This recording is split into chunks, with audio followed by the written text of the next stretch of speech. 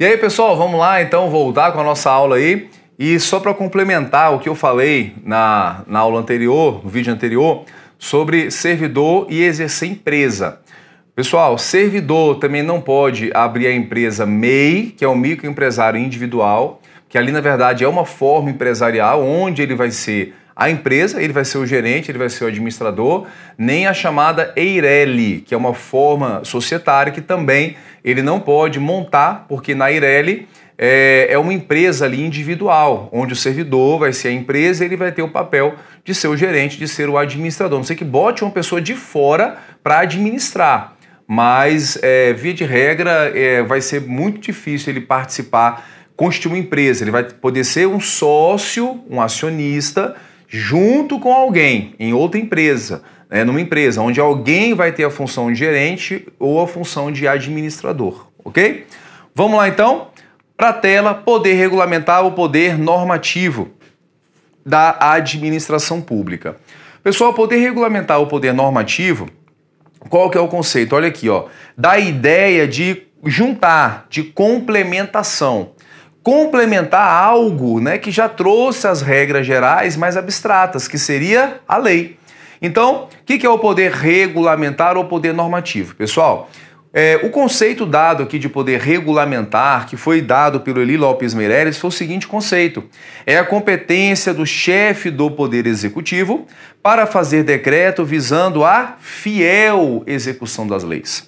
Então, um conceito que nós já temos aqui é o poder regulamentar, que é uma expressão que hoje não é tão utilizada mais, mas já foi muito utilizada, mas hoje a expressão mais atual é o poder normativo da administração pública, que ele é mais abrangente. Porque o conceito que o Eli deu de poder regulamentar foi esse aqui, ó, um pouco restrito, ó. Competência de quem? Do chefe do Poder Executivo, presidente, governador, prefeitos, para poder fazer um ato que seria o ato decreto, visando a fiel execução das leis.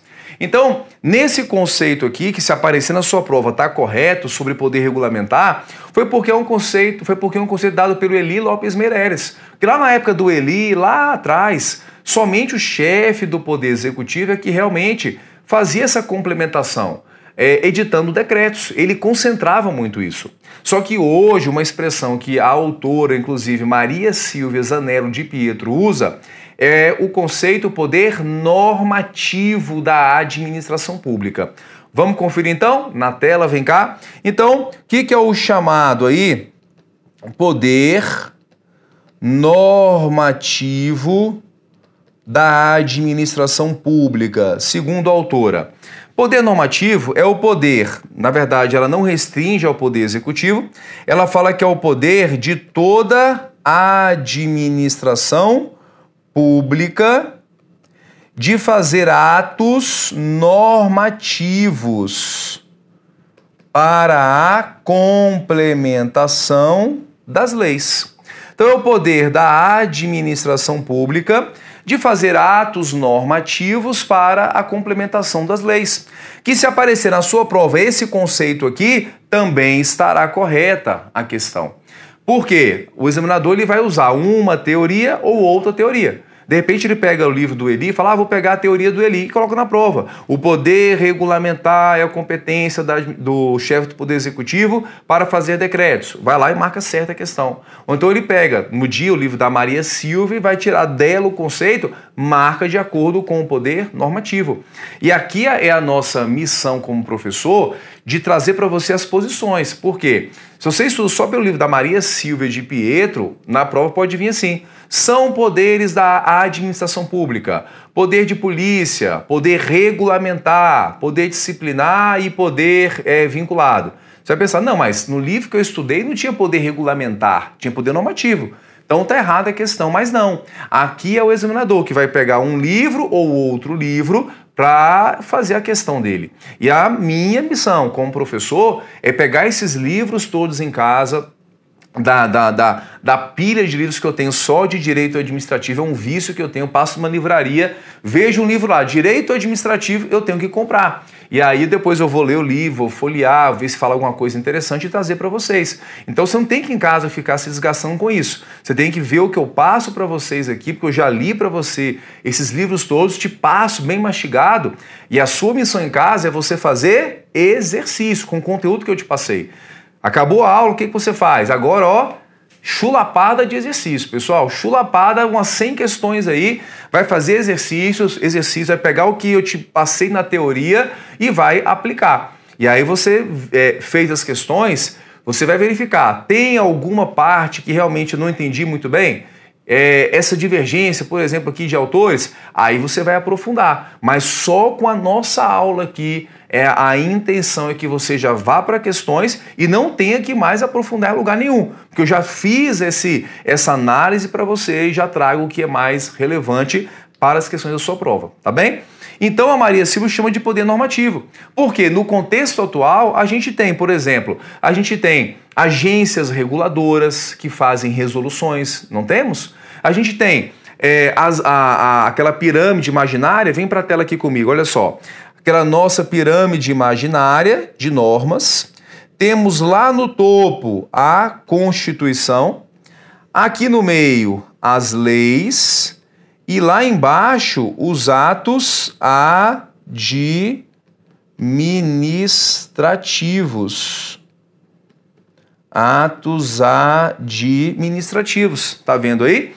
Então, atos administrativos, o pessoal fala da minha letra, olha ali, mas tá bonitinha, não tá? Atos administrativos, redondinha. Fiz muita caligrafia, pessoal, muita caligrafia eu fiz quando era pequeno e eu faço com os meus... Tem um caderninho lá em casa, né, que às vezes eles fazem uma coisa errada, aí eu falo, ó, castigo, caligrafia, escreve aí 100 vezes, não rabiscar a parede. Aí eu falo para fazer no caderno de caligrafia, vai estar treinando já e lembrando, não rabiscar a parede, não rabiscar a parede, né?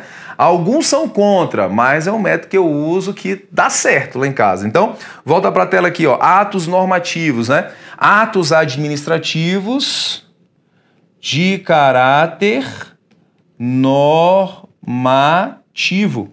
Decretos, resoluções, portarias, regimentos. Então, a Maria Silva diz, não, o contexto hoje é diferente. Hoje há vários atos com competência normativa, não só o decreto. Tem resolução de agência reguladora, tem instrução normativa feita por um ministro, regulamentando uma questão interna ao seu ministério, tem resolução feita por ministro, detalhando questão interna, a portaria faz isso. Ela fala que tem uma série de atos que fazem isso. E não apenas o decreto. Por isso que ela fala que hoje a expressão mais adequada é poder normativo da administração pública de fazer atos normativos visando a complementação das leis. Fechado? Então esse é um poder também da administração pública. Já que vem cá rapidamente, já que a lei não tem condição de trazer todos os detalhes, que a lei tem que ser mais geral e abstrata. O ato normativo é que terá essa função. Então, olha só, a Lei 8.112, ela fala assim, primeiro, antes fala a Constituição, diz a Constituição, a lei reservará percentual nos concursos para pessoas com deficiência. Constituição, joga para a lei. Vem a Lei 8.112 e fala que vai reservar até 20% das vagas, não é? Então, até 20% das vagas nos concursos reservada para a pessoa com deficiência. Só que a lei não fala o que é pessoa com deficiência. Tem um decreto que vai detalhar mais e vai dizer, olha, pessoa com deficiência, deficiência mental, o decreto vai detalhar o que é. Deficiência física, aí vai dizer o que é deficiência física visual, o que é deficiência física, no caso de audição, vai detalhar tudo isso.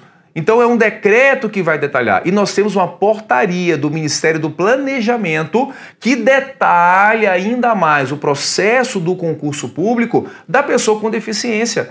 Olha como que vai detalhando em vários níveis até chegar no detalhamento ali, que é o edital. O edital vai ser o ato final que vai detalhar ainda mais a participação naquele concurso da pessoa com deficiência. Então são vários atos normativos para detalhar a lei anterior.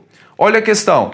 José, chefe do setor de recursos humanos de um órgão público, editou um ato disciplinando as regras para a participação de servidores em um concurso de promoção.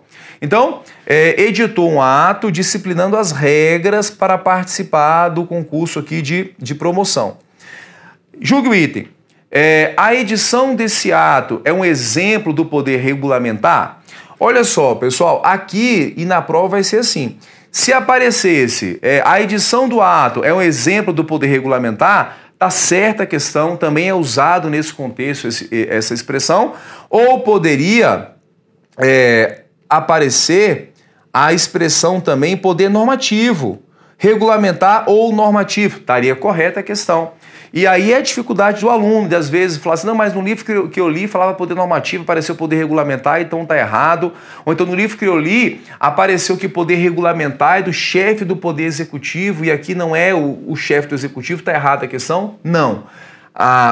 Os conceitos de poder regulamentar e normativo são usados e você pode substituir como regra geral nas provas sim, um pelo outro. Fechado? E um detalhezinho aqui, ó, para quem percebeu. Olha só. Nesse ato aqui de José, eu só tenho manifestação do poder regulamentar ou normativo? Ou eu tenho manifestação de outro poder? Eu posso ter manifestação de mais de um poder na mesma conduta do agente? Sim, pessoal, eu posso ter. Aqui, ó, é poder regulamentar ou normativo e também poder hierárquico. Ele fez isso em razão da hierarquia que ele tem naquele órgão ali. Entende isso aí? A gente vai ver poder de polícia mais à frente e o poder de polícia, ele é decorrente, inclusive, ele pode ser manifestado através de atos normativos. Uma resolução da Anvisa, por exemplo, que está disciplinando uma questão ali, aquela resolução da Anvisa é poder de polícia e é poder ainda regulamentar ou normativo. A gente não tem a exclusão, ou vai ser um ou vai ser outro. Não, eu tenho ali várias situações onde eu tenho, naquele caso, vários poderes em uma conduta só, eu posso ter mais de um poder. Maravilha? Vamos avançar? Simbora para a tela? Corre a tela aí, então. E agora, poder de polícia. Tá vendo aí, pessoal? Sargento Pincel. Então, olha só, coloquei até a figura aqui do poder de polícia, sendo, nesse caso aqui, uma autoridade policial. Mas, pessoal, olha só, o poder de polícia nem sempre vai ser atividade policial, não. É muito mais do que isso, viu, pessoal? O poder de polícia ele é muito mais abrangente. Porque o poder de polícia está em várias áreas do Estado. Ele está na área policial, só que ele é muito mais abrangente do que a atividade policial, tá?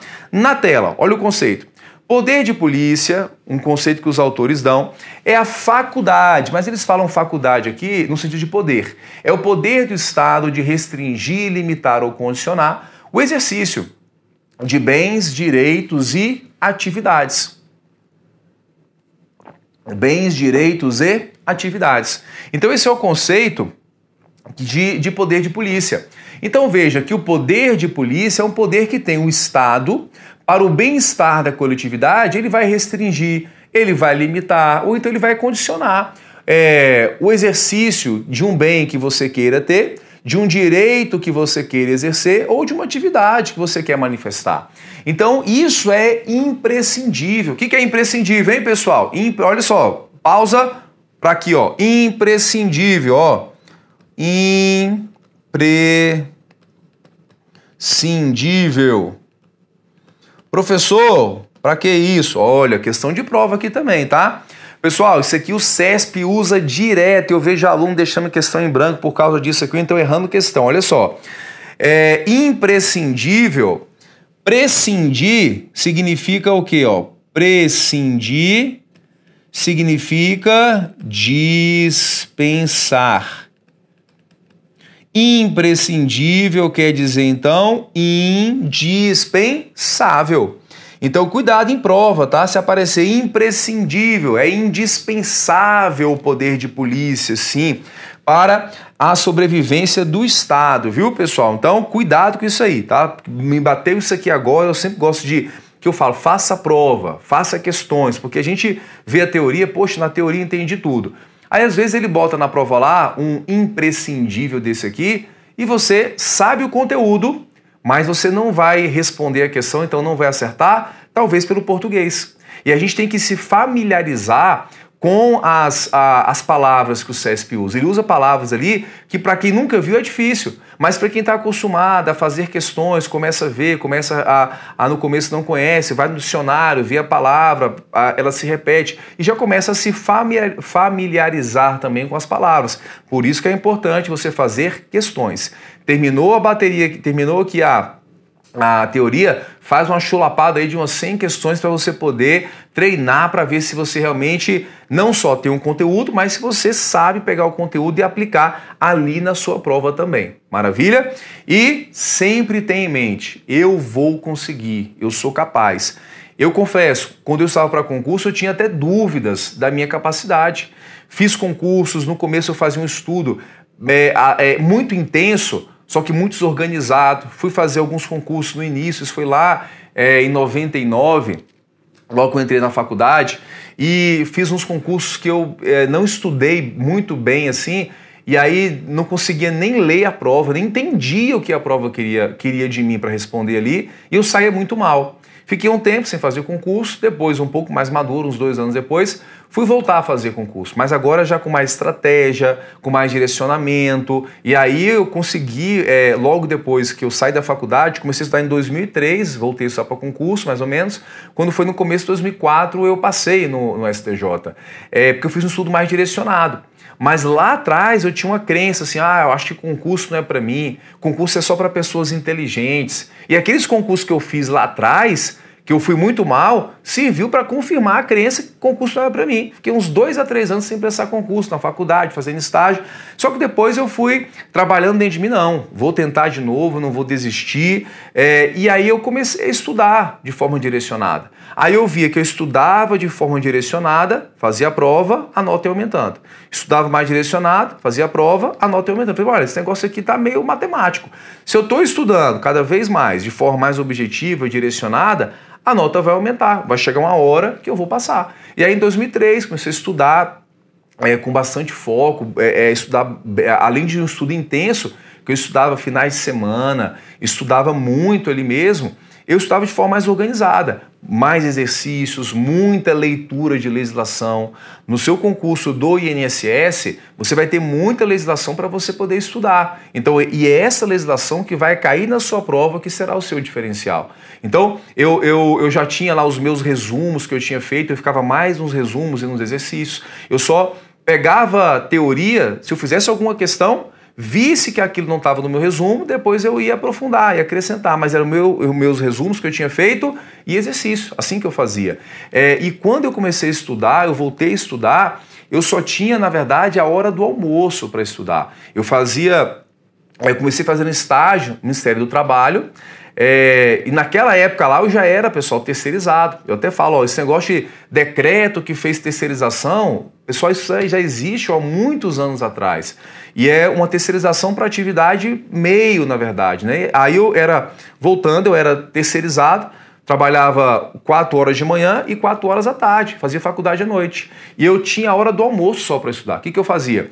Ia dar meio-dia, eu parava 15 minutinhos antes, fazia um lanche rápido ali, ia para a biblioteca estudar. Aí ficava de meio-dia até mais ou menos 1h40, 1h50, terminava os estudos, era 1h50 ali no máximo, ia rapidão almoçar, almoçava e voltava a trabalhar, depois ia para a faculdade à noite.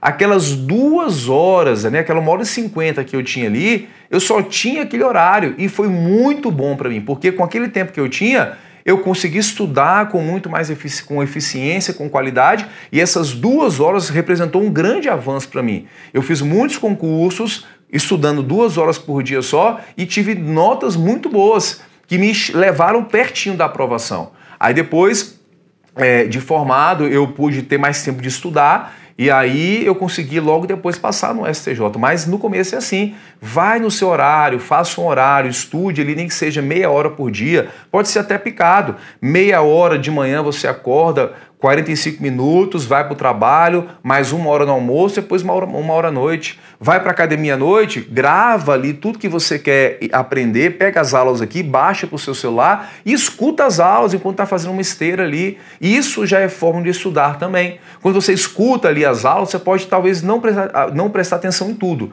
mas aqueles 5, aqueles 10, aqueles 30 minutos que você estudar, já vai servir como hora de estudo computada. Fechado? Então, voltando aqui ao poder de polícia, é o poder do Estado de restringir, limitar, condicionar o exercício de bem, direito e atividade. Então, o Estado ele tem que fazer isso, porque senão a sociedade vira um caos. A nossa Constituição ela nos dá uma série de direitos. Só que se a gente não exercer de modo adequado o nosso direito, isso vai gerar um caos na sociedade. Você tem direito de ter profissão? Sim, está na Constituição. É livre o exercício da atividade profissional, salvo quando a lei colocar restrições. Então essas restrições colocadas em algumas profissões, isso é poder de polícia. Professor Scatolino, eu não quero fazer concurso mais. Eu quero a partir de amanhã ser médico. Eu vi que ser médico dá dinheiro. Amanhã, a partir de amanhã eu vou começar a fazer cirurgia,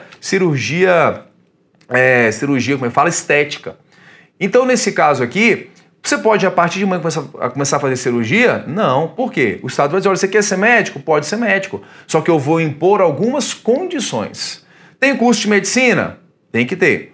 Tem inscrição em um Conselho Regional de Medicina para te fiscalizar? Tem que ter. Fez residência médica? Tem que fazer. Depois que você fizer tudo isso, eu, Estado, vou te dar uma licença para exercer essa profissão. Tudo isso é manifestação do poder de polícia do Estado. Olha, eu quero dirigir um carro que é meu. Pode, ok, se respeitar algumas condições. Tem 18 anos, tem habilitação, fez a prova, está com habilitação ok. Então, fez tudo isso, pode exercer o seu direito.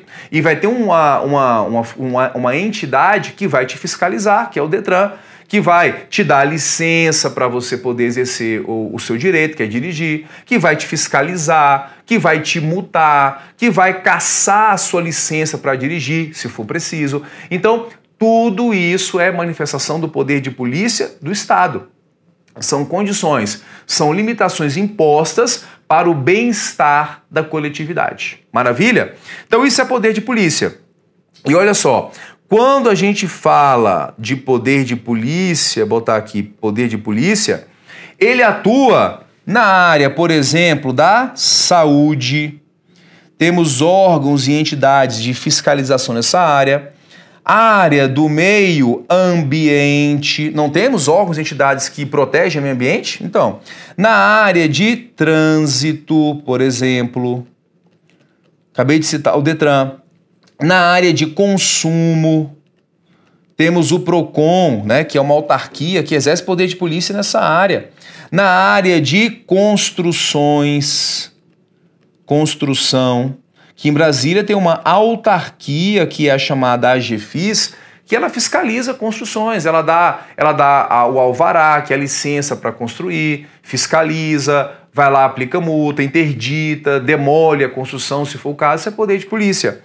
E também, vem cá para a tela, comigo, ó, além de várias áreas que eu citei aqui só de exemplo, poder de polícia atua também na área da segurança pública. Só que a segurança pública, ela tem corporações especializadas que estão na Constituição, mas elas manifestam também expressão do poder de polícia do Estado.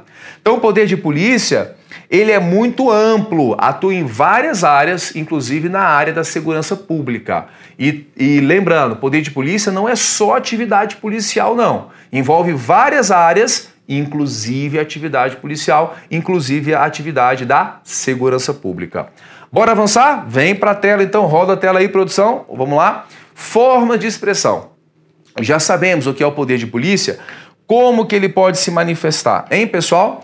Ele pode se manifestar através de quê? Através de leis e atos normativos. Então eu posso ter uma lei, por exemplo, Código de Trânsito Brasileiro. É uma lei, não é? Código de Trânsito é uma lei.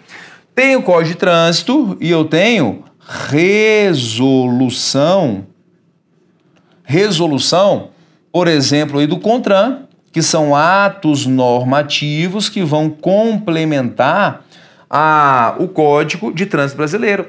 Então, cuidado, tá? Porque as leis também fazem isso. Ah, mas, professor, uma lei pode expressar o poder de polícia? Pode. Só você perguntar, essa lei está limitando? Essa lei está condicionando, está restringindo uma atividade que eu vou exercer? Se a resposta for sim, essa lei manifesta o poder de polícia do Estado. Então, a lei pode fazer isso. Código de Trânsito, Código Florestal, uma lei que regulamenta uma profissão, e as resoluções e demais atos normativos que complementam essa lei estão também expressando o poder de polícia. Maravilha? Vamos em frente que só o Michael Jackson ganhou dinheiro andando para trás, pessoal, com o seu famoso Moonwalker. Olha só, atos de consentimento.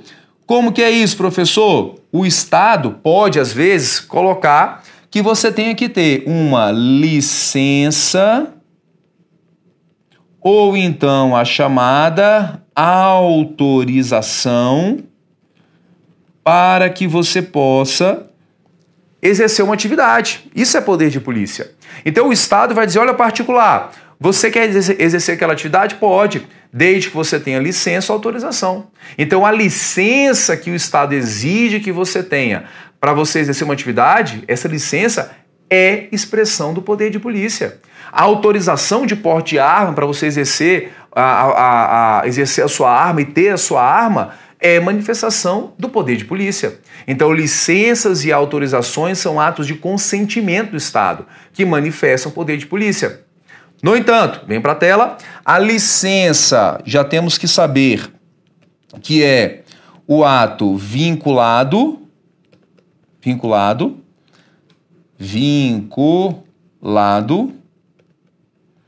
e a autorização é o típico ato discricionário.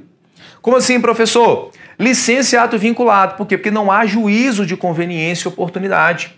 Na licença é assim. Se a pessoa preencher todas as condições que a lei exige, ela terá direito à licença que ela solicitou. Então, na licença, a pessoa preenche as condições, ela vai ter direito. É a licença para dirigir. Se você tiver a idade, que é 18 anos, passar lá no psicodoido, passar no teste físico, preencher no teste prático, preencher todas as condições, o Detran pode falar assim, olha, você preencheu todas as condições, mas eu vou negar a licença para você dirigir, não vou te dar. Pode falar isso, pessoal? Não. Por quê? É ato vinculado. Sendo ato vinculado, preencheu as condições, tem que dar a licença que você pediu. Licença para dirigir, licença para construir, licença para exercer profissão, todas funcionam com essa sistemática. Maravilha? E a autorização? Vem para a tela, é um ato discricionário. Discricionário por quê, pessoal?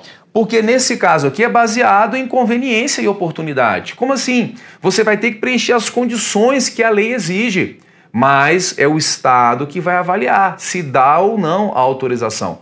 Porte de arma. Preenche todas as condições. A idade, não ter condenação em alguns crimes, demonstrar necessidade, mas no final é o Estado que vai avaliar. Vou conceder ou não vou conceder? É uma avaliação, é um ato discricionário.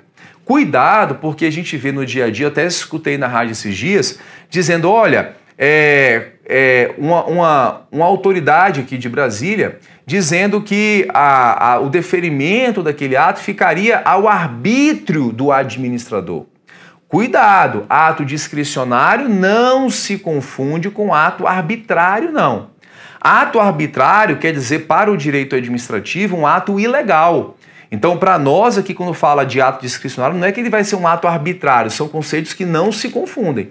Ato discricionário, conveniência e oportunidade do administrador. Ato arbitrário é um ato ilegal, está bem? E o ato discricionário é conveniência e oportunidade. O exemplo aqui é autorização para porte de arma. A pessoa pede a autorização, o Estado vai avaliar primeiro se preencheu as condições, mas no final ele vai analisar se concede ou não a autorização que foi solicitada. Entende isso aí? E ainda tem o poder de polícia por meio de fiscalização, tá vendo? Fiscalização aqui de trânsito, fiscalização de relação de consumo, fiscalização de profissão, todos esses atos de fiscalização do Estado em atividade de particular é manifestação também do poder de polícia, ok? E por último, atos de sanção. Por exemplo, multa. Qual mais? Interdição de atividade. A cassação de uma licença, por exemplo. São todos atos aí punitivos que são sanções que decorrem do poder de polícia do Estado. Então, pessoal, olha só, vem cá comigo. Nós vamos para mais um intervalo, dessa vez de 5 minutinhos. Só tomar um cafezinho ali, eu e você também. Levanta, tá? Não fica sentadão demais não, porque eu trabalho bastante também sentado. Esse dia eu estava com fortes dores, tá? Dores no pescoço, dor na coluna, dor no pé, dor em tudo quanto é parte do corpo. E, na verdade, era muito a minha postura. E eu fui no fisioterapeuta muito bom, que ele disse, Gustavo, hoje as pessoas trabalham muito sentado, só que ficar sentado é muito ruim. Então, por mais que você estude aí 3, 4 horas, não fique sentado o tempo inteiro, não. Fica sentado, tá? Sentado. Procure não deixar a cabeça cair. O lugar da cabeça correto é aqui, ó, pessoal, em cima da coluna. A nossa cabeça é pesada, ela pesa 5 quilos, mais ou menos. Tem uns que pesam até mais um pouquinho, né? Quando ela não tá na coluna, aí ela pesa muito mais, tá vendo? E a gente fica hoje muito como celular assim, né? Isso é horrível para a coluna. Quando você for estudar, você fica sentado, cabeça aqui, e procura estar nessa altura aqui, ó. Você vai conseguir estudar mais horas se você estiver nessa posição. E aí, tá estudando, vou estudar 1 hora direto. Fica sentado ali, 30 minutos, quando der 30 minutos você levanta um pouquinho, continua a estudar um pouquinho em pé ali, ó, 5 minutinhos, continua a ler 5 minutinhos, senta de novo e volta a estudar, para você movimentar um pouco mais. Então daqui a pouquinho você tá com dor de coluna, dor no pescoço, aí começa a tomar remédio achando que é estresse, começa a tomar remédio achando que é dor muscular, e às vezes é só a sua postura, é só falta de alongamento, é só falta de você ficar na posição correta e revezar, estar sentado com estar um pouquinho em pé também. Maravilha? 5 minutos e a gente já volta já, tá bom?